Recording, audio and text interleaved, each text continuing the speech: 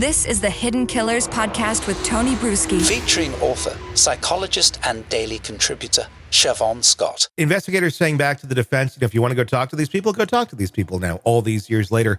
What kind of difference would be taking place there psychologically with someone, the week of the investigation? Obviously, that's the initial investigation. Obviously, that's a very important time. I mean, there's television shows about it, the first 48 hours and things like that, because we know that is such a critical time in gathering information about talking to someone who, not even necessarily the murderer, but just suspects or people who may have some knowledge of, oh yeah, so-and-so was out there that day.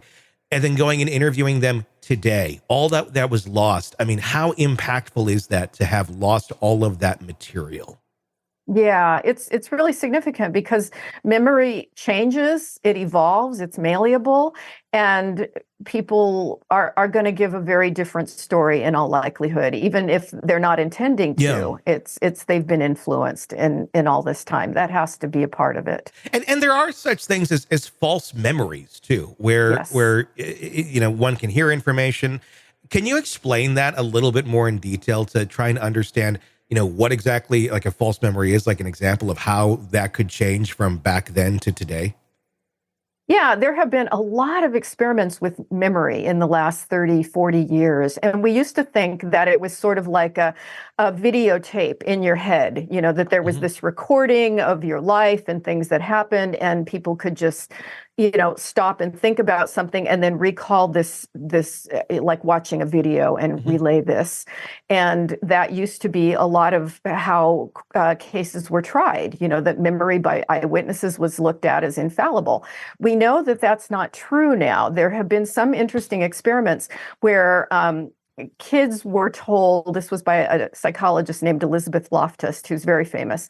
Kids were told, little children, remember the time you got lost at the mall and a lady came up to you, and then they would go through this whole scenario.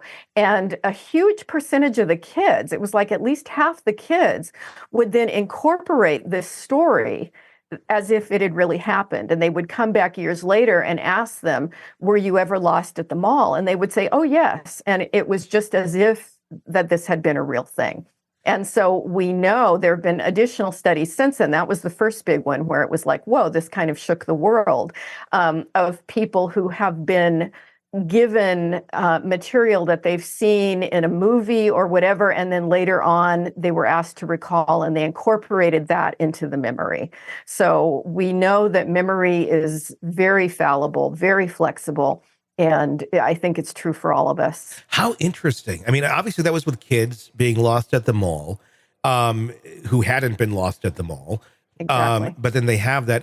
Is there a difference in adults at all, though? I guess, kids, we can kind of say, I think I remember a lot of details as a child better than I do as an adult. Some will say it's the opposite for them. But there's so many weird random things that I will remember in great detail from that time. As an adult, it's like last week I'm kind of fuzzy on.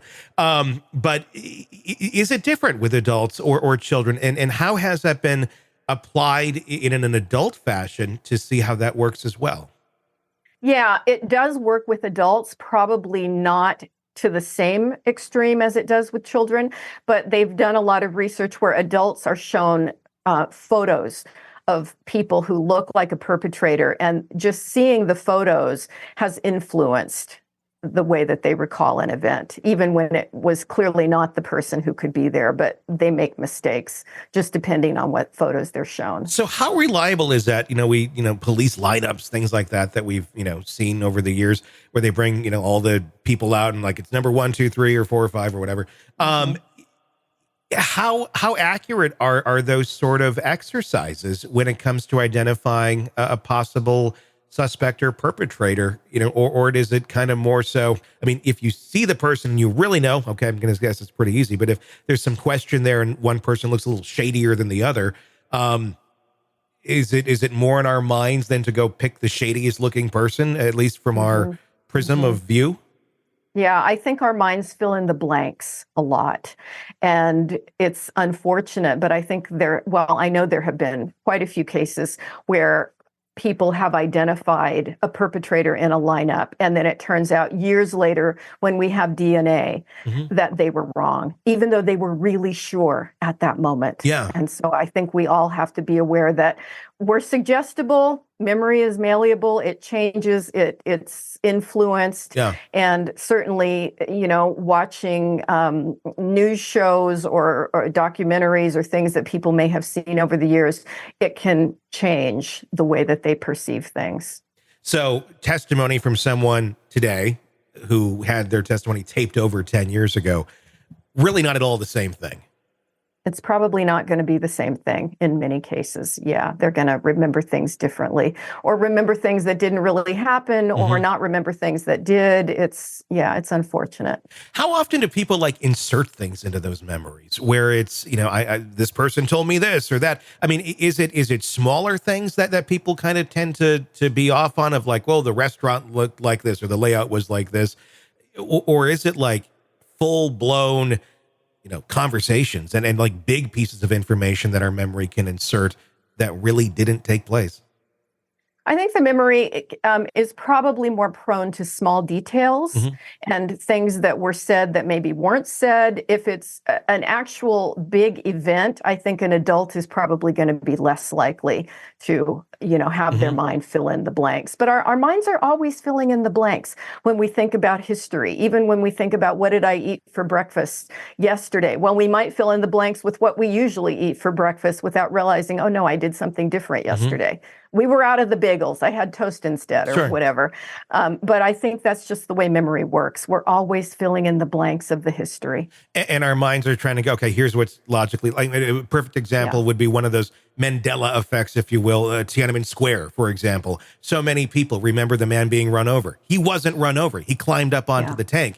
But because oftentimes, television will stop playing the video right there, we assume, we got run over. So they're not showing it because it's horrible and disgusting, but that's not even reality. But people will claim that they saw this sort of thing happening.